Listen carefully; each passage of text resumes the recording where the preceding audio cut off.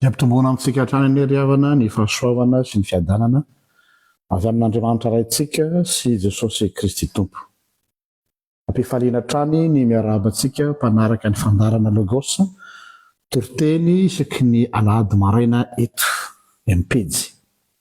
Mivavaka isika, misatranao izay Andriamanitra fa nofoazonao izao marina izao ka tratra izany indray.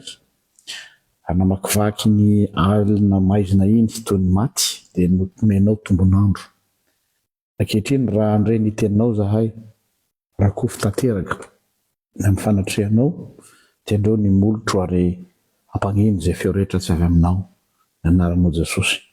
Amen.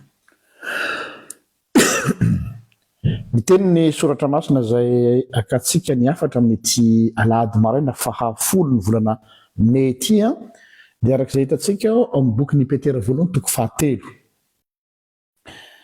Savady Petera voalohany toko fahatelo ny andininy fahadimy ambin'ny folo ka hatramin'ny andininy fahavalo ambin'ny folo. Petera voalohany toko fahatelo andininy fahadimy ambin'ny folo ka hatramin'ny fahavalo ambin'ny folo. Vaky toy izao amin'ny anaran'i Jesosy.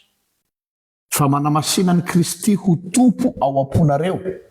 ary aoka ho vonona mandrakariva ianareo hamaly izay manontany anareo ny amin'ny antony fanantenana ao anatinareo, nefa amin'ny fahalemem-panahy sy ny fanajana, ka manana fieritreretana tsara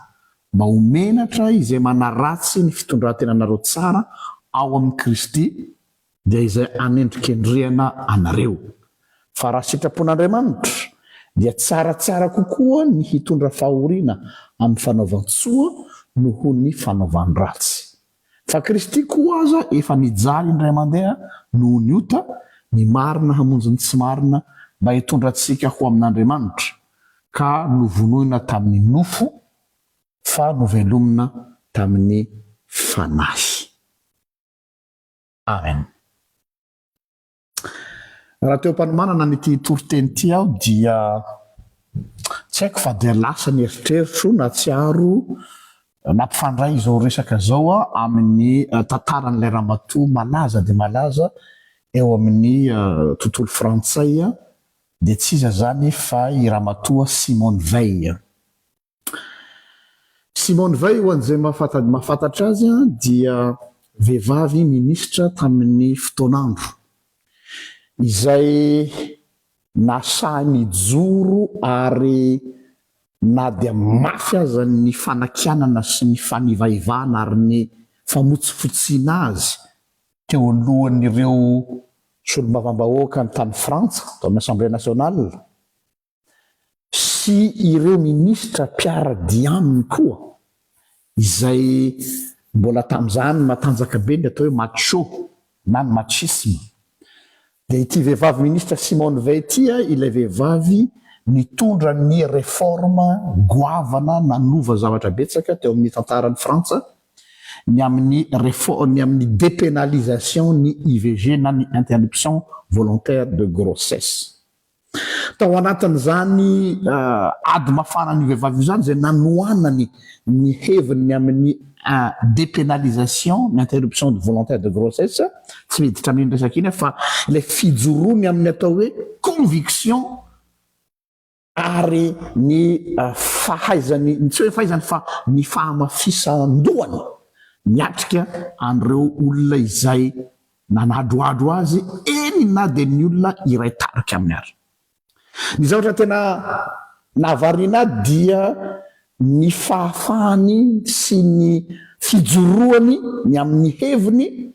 manoloana ny fankahalana ary niezaka foana ho mangatsidoa ka tsy nampifamadika ny toeran'ny atidoa sy ny fo manoloana ny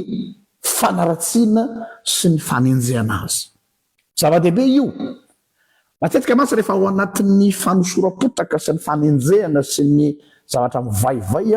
dia alai-panatsika tonga dia amaly avy hatrany amin'ny fo koa satria izay foana no réactiontsika olombelona. Fa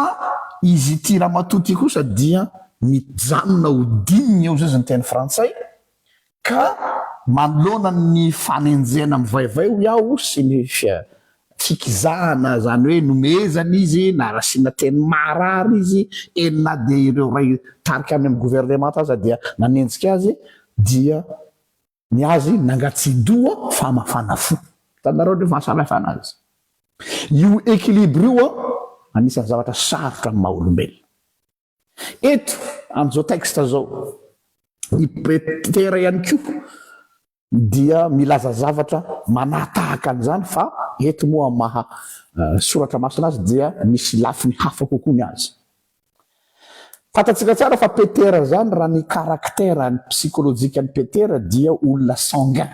mafana raha zany zany tsy misangisangy zany fa tonga de ny sabatra no miteny rehefa manontany Jesosy de izy voalohany mamaly zany hoe olona réactionnaire ozy izy tsika na réac sanguin kanefa izany lehilahy zany rehefa novainy Jesosy dia izy eto amin'ny epistiliny no mampirisika ny mpino mba tsy ho tafalatsaka ao amin'ny fandriky ireo mpanenjika azy sy ireo mpanenjika ny mpino tamin'ny androny tsy tonga de amalibotana avy hatrany manoloana ireo zay manohitra ny finoany sy manenjika satria fanenjena mihitsy fa tsy fanoerana fotsiny dia izao no toromarika omeny eo amin'ny 5:10 averintsika vakina ilay voalaza teo fa mana-masina eo aloha zany raha misy le teny hoe raha ho an'ray fanenjehana fa mana-masina ny Kristy ho tompo ao am-ponareo areo ka ho vonona mandrakariva ianareo hamaly izay mantany anareo mbola le Petera eo tonga de mamaly tonga de vonona mamaly avy hatrany izay mamaly anareo mantany anareo ny amin'ny antony ny fanantenana ao anatinareo tsy hoe mamaly fotsiny fa azavao ny antony hijoroanareo misy dikan'izay a tsy hoe miteny fotsiny hoe za de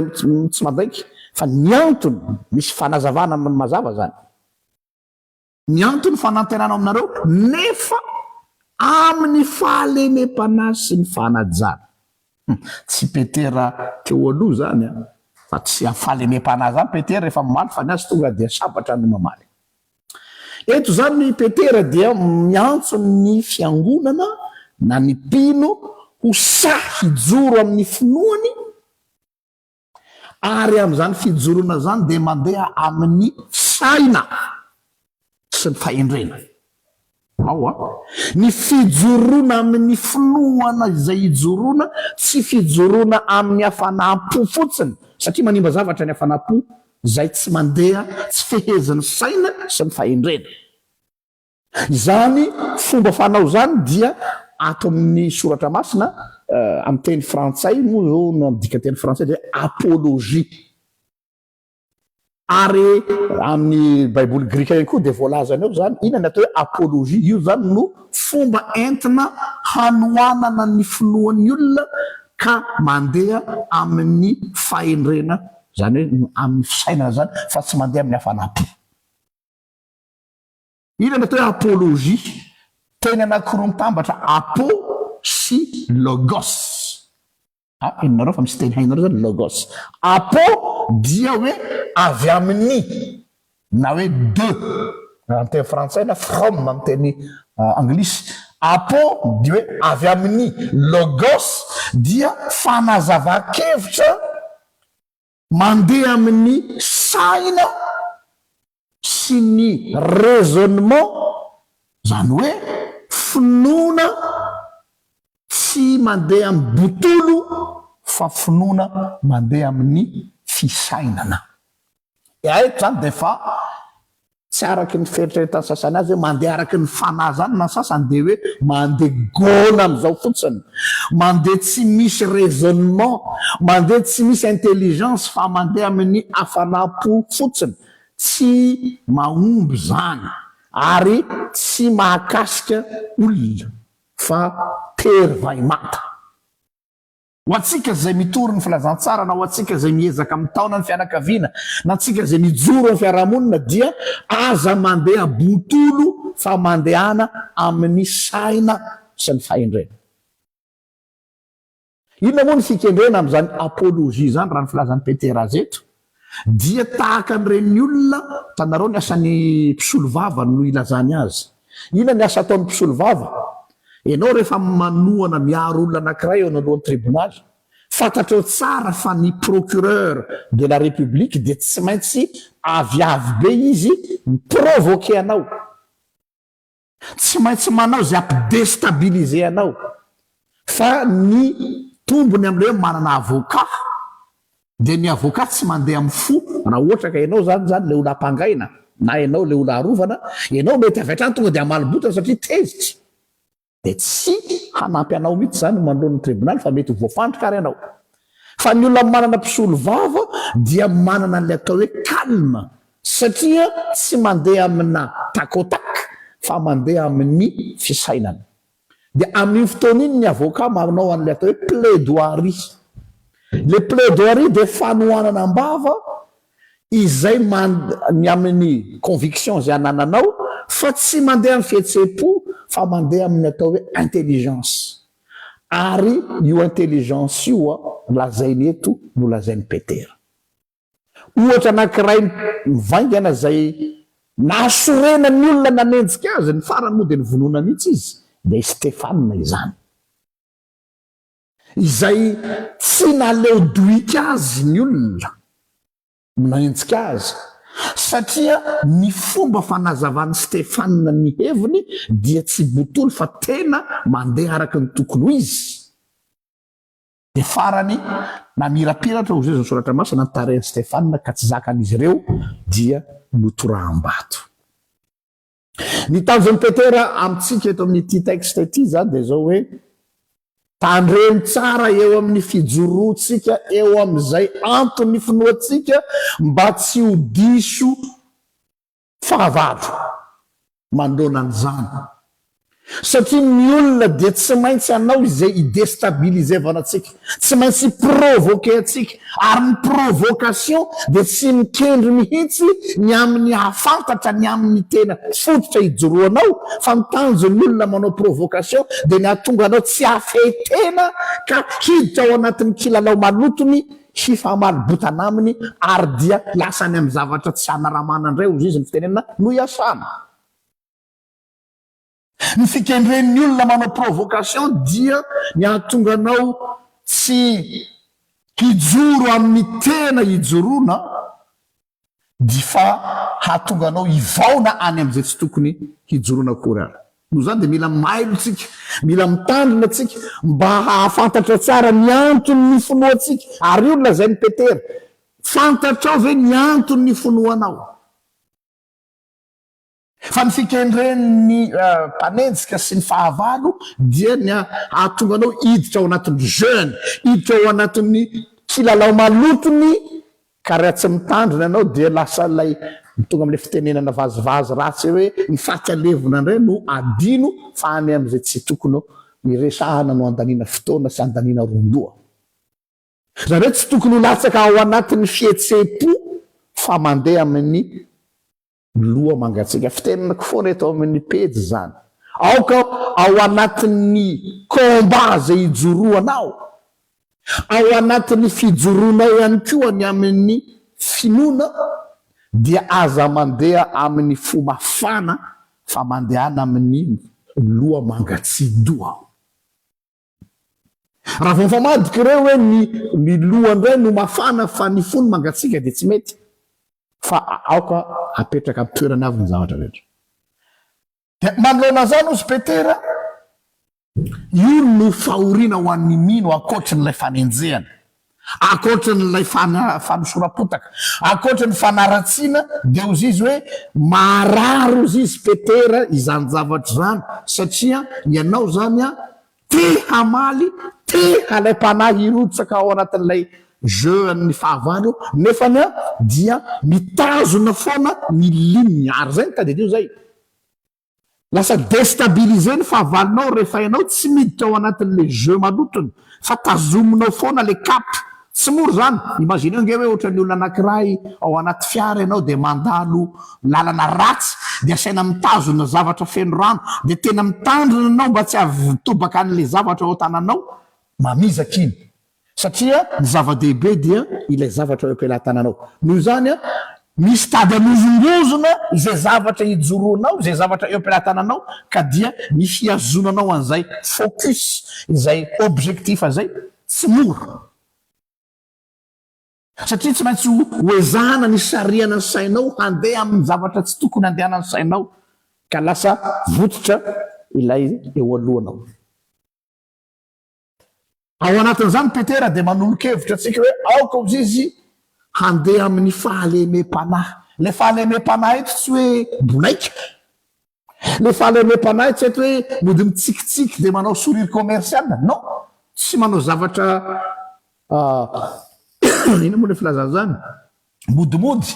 na mody miseho mafy be tsy zay fa hoe aza miditra ao anatin'le kilalao maloton'ny fahavalo.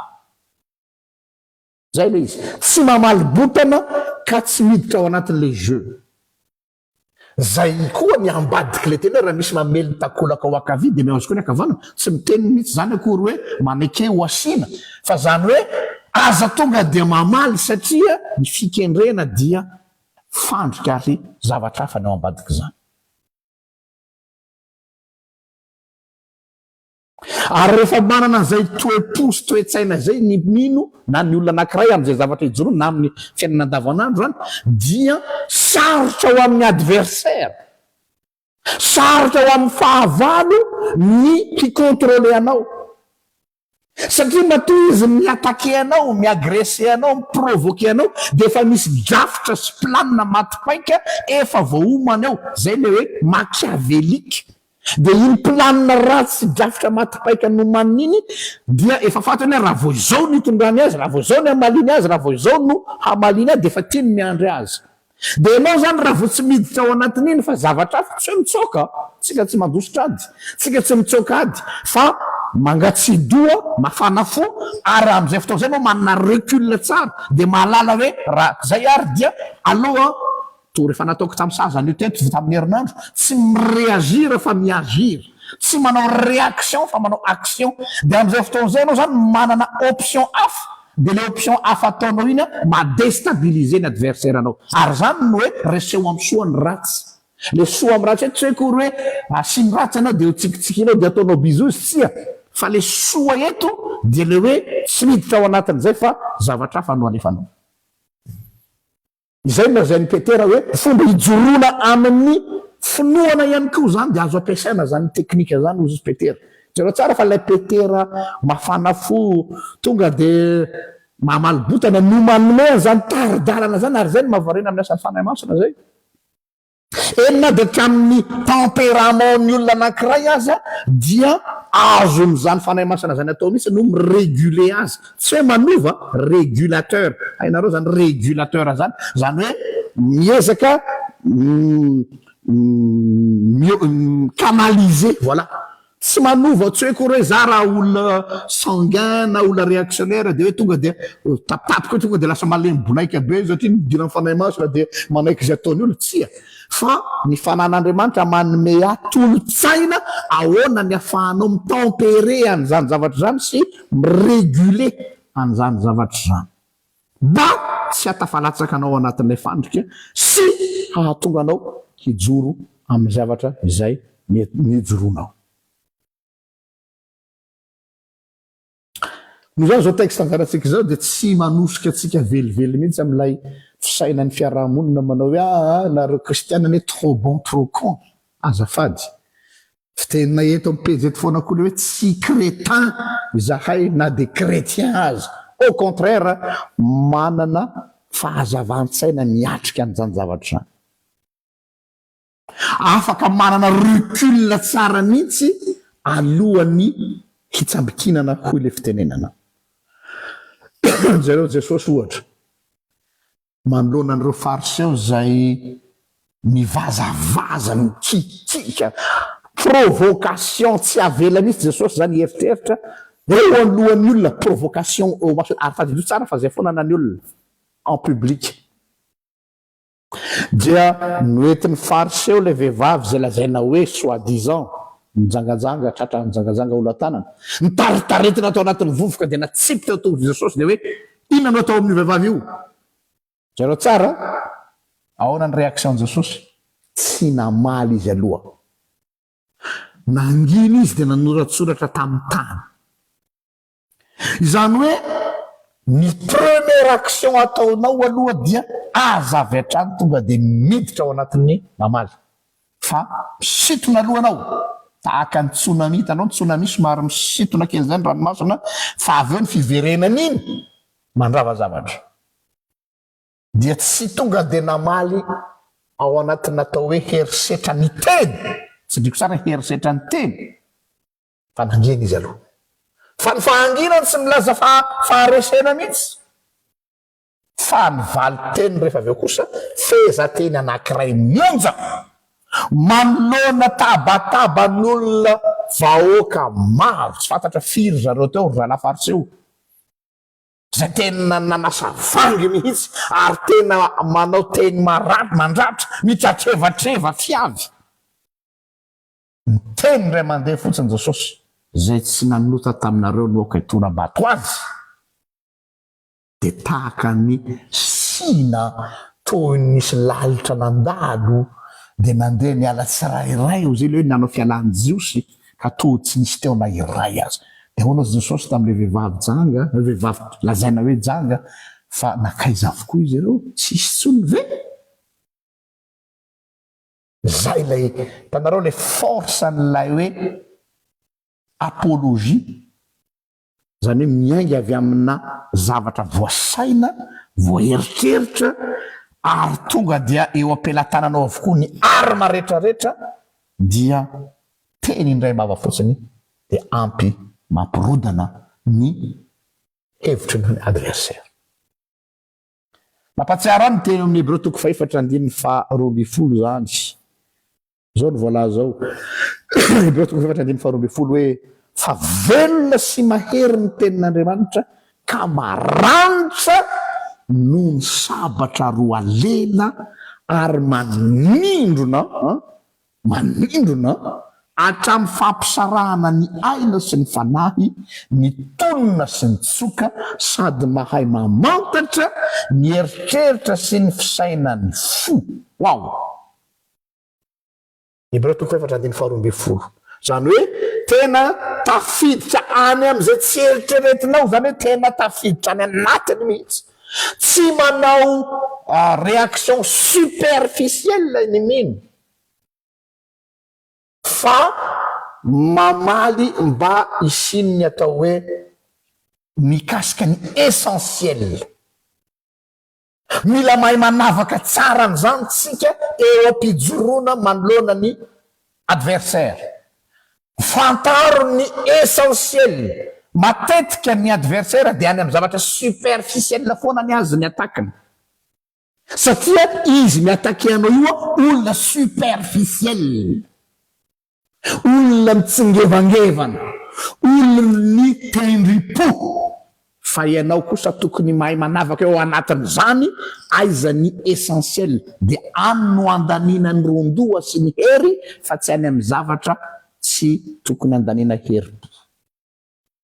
mahay manavaka tsara ny atao hoe itia fihetsepo itia no tena hevitra zay no mahatonga an'le hoe mangina aloha satria anatin'ny fanginana anao afaka manao introspection sy réflexion fa tsy réactionnaire émotionnel ka ao anatin'izany nefa ty io dia efa mampiomana petera hoe possible anao mety tsy voatery andresy na andresy dans le sens hoe mety ho resy mety ho iaran'ny herisetra mety hiaran'ny fampijaliana sy ny zavatra mafy satria tsy azakan'izay mantsy ny adversaire rehefa hitany fa tsy miditra amin'ny kilalao manotony ianao hitany fa tsy tafiditra ao anatin'ilay fandrika ianao fa mahay manavaka ny zavatsoa amin'ny zavapaona ao anatin'izany ny zavona sy ny tena izy dia hampiasa herisetra izy vao maika izy hivadika biby mialatsiny amin'ilay fomba fiteny tsy resy akory ianao amin'izay fotoana izay dia ny mangina anao tao avy eo satria voa izy amin'izay fotoa zay matoa izy mivanavana eo voa izy satria any amin'ny maharary azy dia izy ve moa tonga amin'le fiteny hoe miala ilany dia tsy maintsy mampiseho fihetsika hoe zao zao kanefany izay nefa natao hoe martiora ianao ozy izy Petera satria hatramin'ny farany dia tsy mivadika hatramin'ny farany mety hoe martiora tsy voatery le olona tapahan-doha tsy voatery le olona le toram-batony amin'ny finoana marina fa ino no sens ngeza be voalohany indrindra fa ny olona fidèle amin'ny zavatra ijoroany hatramin'ny farany tsy mihetsika zay natao hoe martiora ka engany isika ho zany koa manoloana zany rehetra zany voninahitra ny ho an'Andriamanitra izay azy hatramin'ny taloha indrindra